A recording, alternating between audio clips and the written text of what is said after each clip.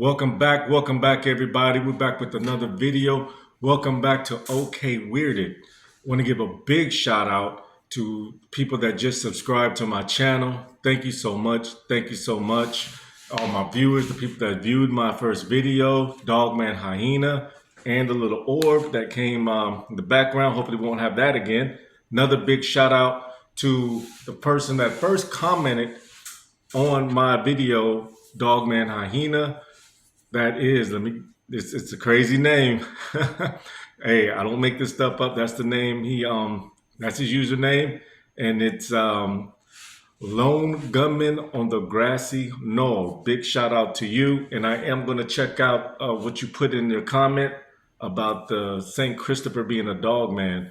I didn't know anything about that. Definitely going to be looking into that.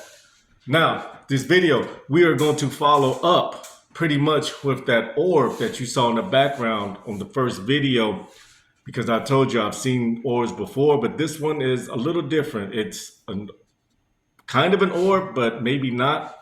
It's about the big bright lights. If you guys have researched any on people seeing this phenomenon, which is basically a big bright light, which is usually a big bright green light, like the light is green. It's big light that pretty much just comes out of nowhere. Usually people see it when they're deep in the woods, the forest, stuff like that.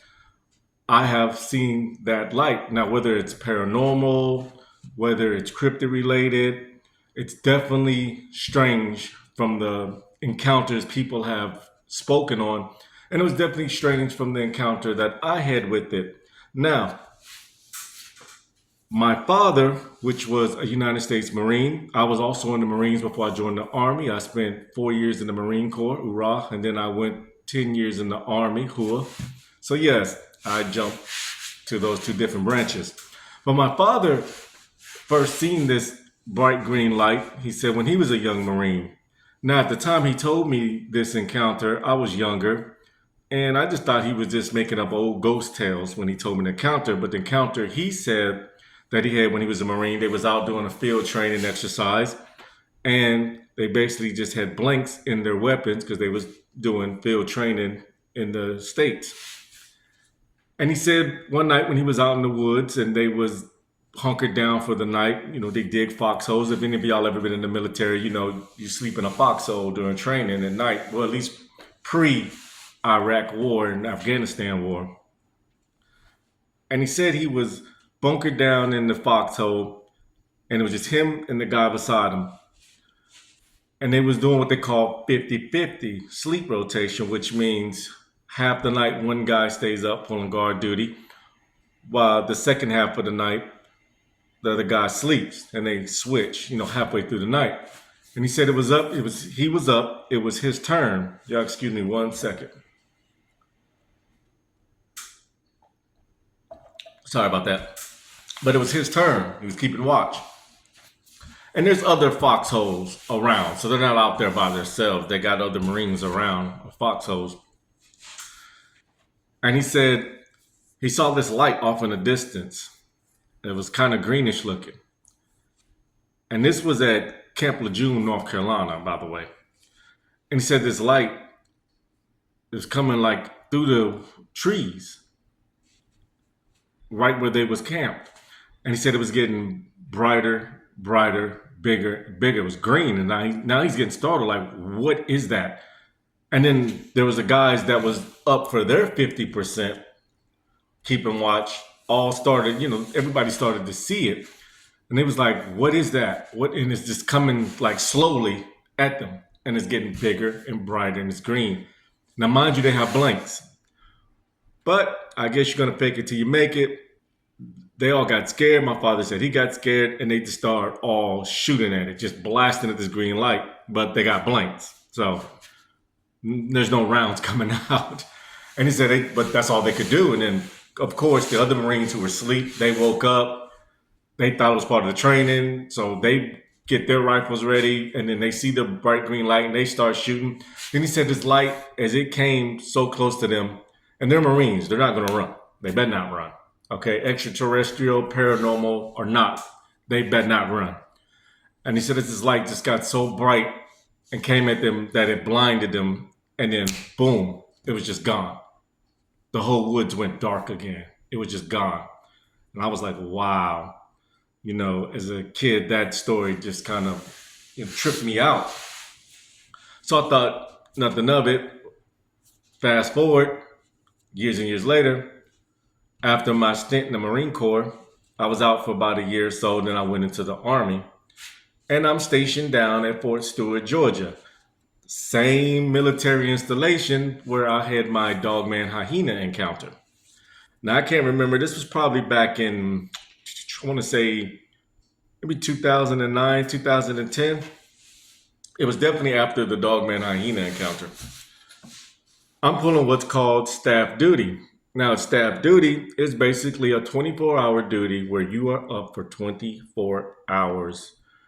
Your job is to sit at the main building where the colonel, the battalion commander, and sergeant major work, and basically all the admin areas. And you sit at the front lobby pretty much like a receptionist. And your job is to check soldiers in and out, soldiers coming off leave, soldiers checking in to the unit for the first time.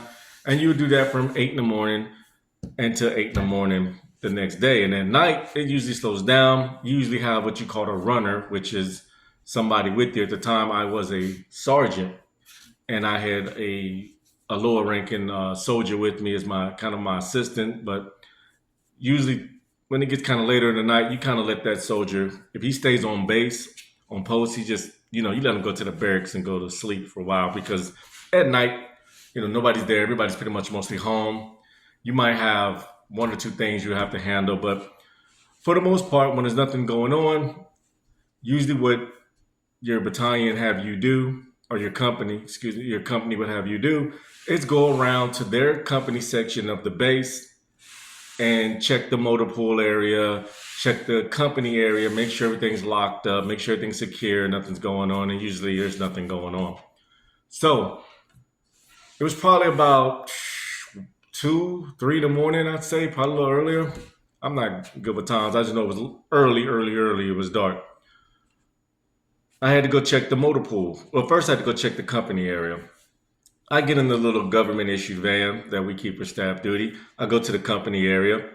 I make sure the company area is locked up. And then probably a couple of miles or even a mile and a half down from the company areas where we have our motor pool. Where we keep, if you don't know what a motor pool is, basically it's just a big area where we keep all our military vehicles. There's a big building with a bay because mechanics, they work there. You got, and then, then in the building, you have a lot of high-ranking NCOs and lower-ranking officers that work there, all working at motor pool. And it's usually the company that has the mechanics. It's usually what's called a Bravo company. They're usually any company's mechanics when it comes to a support unit, I should say. Now, I don't know much about infantry rank structure. I've worked around a lot of infantry soldiers, but their Bravo company is definitely not mechanics. So I go to this motor pool, and there's usually a fence around it, of course. I got the keys. I drive the van up to the gate. I unlock the gate. I drive into the motor pool. I drive around a little bit, make sure nobody's messing with the trucks or anything like that. And normally nobody would. It's a military installation. So I park the truck. I get out the truck, and I go into the building. Usually the building is not locked. It's just a big open bay with some offices around. They got an upstairs, and a big open bay is usually for the company soldiers if we have what's called a layout inspection, which means bring in all your gear and it gets inspected. So usually that bay is pretty much just open, like a open basketball stadium. So as I get into this bay, now I have to walk across to get to the company areas and walk around in there. And a lot of soldiers don't do all of that, but when you're bored, you're trying to stay awake, nothing else to do, you might as well do your job correctly. So as I'm walking into this bay, I start hearing talking. Like people are talking, but I can't make out what they're saying because it sounds like it's coming from the offices upstairs. And I'm thinking, okay, no big deal. There's probably some NCOs or NCOs are non-commissioned officer, if anybody who doesn't know. And of course, our officers, NCO is the ones you see with the stripes, 3 or more. sometimes two if it's a corporal, but everybody knows what an officer is. Something is either a senior NCO, or there's some officers or warrant officers here, because a lot of warrant officers work there, that are still here. Or they came in early, no big deal. They probably had to get some work done. So I figured I'll let them see me, let them know that the NCO that's on staff duty is actually doing his job. So I'm following the talking, and I still can't make it out what they're saying. It just sounds like 3 or 4 people are all having a conversation. It's kind of like that Charlie Brown, ba-bonk, ba-bonk, ba-bonk, womp, womp. Anybody familiar with the cartoon show Peanuts? And Charlie Brown's like, ba-bonk, ba-bonk, bonk, bonk. Are the teachers doing that? That's what it's kind of sounding like to me. I know it's talking, but I can't make it out. So as I'm going towards the office area, I'm going upstairs, and I'm thinking I should start hearing words I recognize. You know what I mean? So as I'm going up there, I get close to the offices, and the talking stops. Just stops. So I'm like, I'm still not thinking this is a big deal. So I go to the office area. There's like 3 or 4 offices up there. I go in there. Nobody's in there. The offices are dark. I checked every office in there. Nobody's there. All of it's dark. I go and I check the restrooms. Latrine for you military people, or head for you Marine Corps devil dogs. But I checked the bathroom for everybody else that are now civilians. Nobody's in the bathrooms. So then I hear it again, like people talking. But this time it's coming back from the way I came, back in the open Bay Area, and it's echoing because it's in the Bay Area. And I'm like, okay, this is getting weird, because I just came from that area. There shouldn't be anybody there. So I turn around and I go back, and I'm hearing it. People talking. I'm going back down that way. I go back down the stairs, and as soon as I get to the stairs, I get to the open Bay Area. Now, mind you, it's dark in there, but it's not that dark because there are a few lights that stay on, but not all the lights. I get down to the Bay Area, and I don't see anybody. And I'm like, okay, very strange. I walk around the entire bay. I go out to where the mechanic bay. I walk out there, over there, because you can walk out in a door and go into the bay, and all the bay doors are closed. There's nobody there. And I hear it again. People talking. Can't make out the words. It's coming from back upstairs from the offices again. That's when it was time to nope up out of there. Nope, nope, nope. I'm getting up out of there. Got me messed up. I'm going back to the van. Now, where I parked the van at is probably about a good 5 yards or so from the building.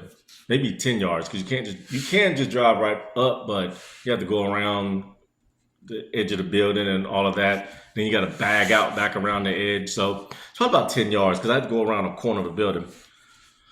So as I'm going back to the van, I look over to the far part of the motor pool. Now, the company I was with, our motor pool was in a back area. Sorry, I thought I heard something upstairs, but that was just the AC kicking on. I'm telling y'all. Hopefully I don't see another orb go down like I said at the beginning of the video. That'd be pretty cool if I did. I wasn't even looking in the background, so when I watch this video, we're going to see.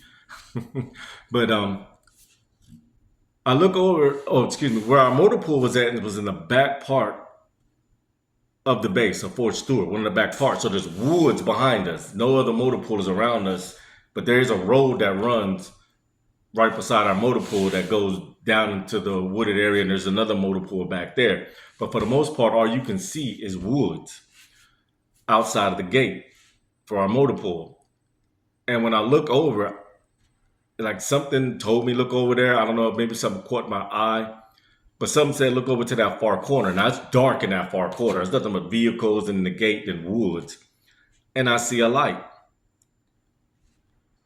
And the light is green. First, it started off the size of maybe something like this, maybe a orange grapefruit or something like that. but the light is moving and like it's coming towards me and it's getting brighter. Now, that back part of the motor pool is a good 20, 30 yards. It's back there. And this light is coming closer. And I'm staring at it because I'm trying to figure out what this is. And I realize the light it's above where the truck's at because I'm looking and I can tell it's above where the truck's, like higher than the trucks, and it's coming slowly. And it's getting brighter and bigger. Like this light is growing. And I'm staring, I'm like, this is a shock. You're trying to rationalize something in your mind. Like, what is that? And the light is coming closer and closer. And at this point, I'm realizing this light is coming towards me. So I'm making my way to the van, but I'm walking with my head turned because I'm not taking my eyes off this light. It's getting bigger and bigger. And then this light, it goes right over the gate, right over the fence. And that's what I'm like, it's time to really go. This motor pool is haunted as I don't know what. I'm out of here. I get in the van, but I had to bag the van up and to go straight back towards the gate. So I bagged the van up and I'm driving back out the gate. Now, mind you, I have to go through the gate, stop the van, get out, and go and close the gates up to the fence and close the gate. Put the padlock back on it. I drive out the gate. I jump out. Excuse me. Y'all hold on 1 second. Again, sorry. I jump out the van, and this light is in the motor pool, probably maybe 15 yards, if that, little under 15 yards. And now this light is huge. When I say huge, huge. It looked like a mini moon mixed with sun, and it's green, pure green, and it's just slowly coming at me. My hands are shaking because I got to go and grab this gate, and I got to pull it. Then I got to run and pull the other gate. I can't leave it unlocked. Yes, I could have. I don't know. I guess as a soldier, my sense of duty was like, I better lock this gate because if I don't lock it, when my senior NCO comes in the morning or some senior NCO comes to the motor pool in the morning and notice the gate was not locked up, they're going to be furious and I'm going to get in trouble. That's all I could think of. Go figure. So I'm racing. I got the chain. I had a padlock, but this thing is moving slow. It's not moving fast, but it's getting brighter and brighter. And I'm shaking. And I'm shaking. And I finally get this padlock locked. And now this thing's like less than 10 yards from me. And it's so bright, it's blinding. But it didn't like freeze me in place. I ran. I jumped in that van and I gunned it out of there back to the main building where I came from. And then I'm looking in the mirror. This light got so bright, it blinded me in the mirror where I had to jam on brakes because I couldn't see. And then it came up right behind the van. And this is what I'm thinking, I'm done. And then boom, it was gone. Heart pounding, racing. Never been so scared in my life. It was just gone. Gone. Sat there for a good 2-3 minutes to gather myself. I'm thinking at least maybe some MPs saw this, that patrolling this time of night. Maybe another staff duty NCO from another battalion who happened riding by saw this. Nobody was around. My heart was pounding. Finally got myself together, get back to the building, and I'm shaking. I don't know what that was. I can't explain it. It wasn't until a couple of days later of me trying to figure this out that I realized my father had a similar encounter when he was in the military. That was very, very strange. And years later, invention of the internet, able to research these phenomenons of these big bright green lights that people see. Some say, like I said, extraterrestrial, paranormal. I don't know. I still don't know to this day what that was. I told my father about the experience, and he was like, "Yeah, you thought I was playing when I told you my encounter. I was dead serious. That happened to me, and now you've seen it." Military installations have been known to be haunted, have been known to hold cryptids. Now, thanks to invention of the internet, like I said, we can see other people's encounters, hear other people's stories. Military installations, I don't know if it's because of the land they're built on. Could be Native American land. It could be cemeteries like what's that movie? Step into the light, Caroline, when they just build a whole housing development over graves. They just remove the headstones. I don't know what that movie is. Y'all know what that movie is. I forgot what it is. Commenting what it is. That's an old movie. That's back when 90s or 80s or something, maybe even 70s. I wasn't born that long ago, not early 70s at least. But military installations have a long history of paranormal activity, of cryptic activity, all types of things. And there's a lot of soldiers, a lot of military personnel who have seen and have encountered, experienced a whole lot of creepy stuff out there.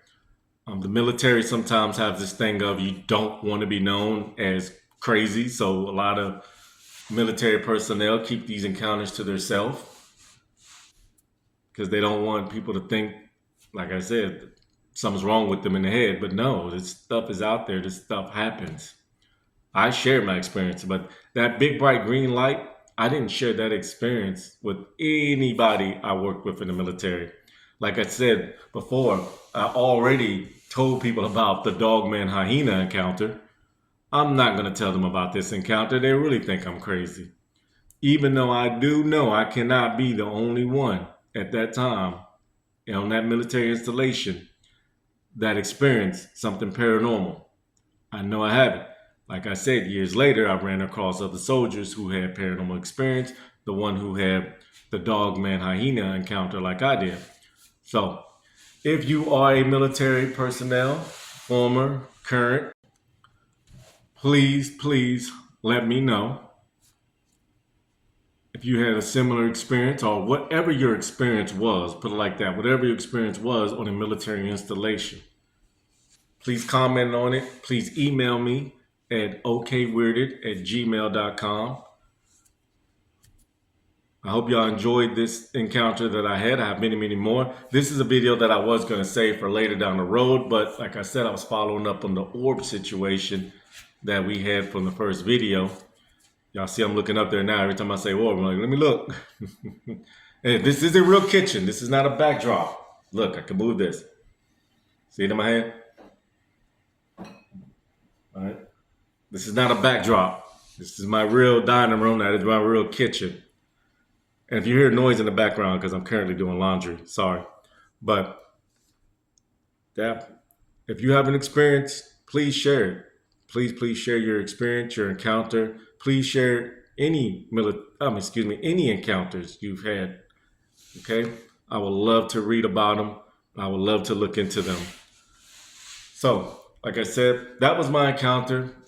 Same encounter my father had. Well, similar encounter, different areas.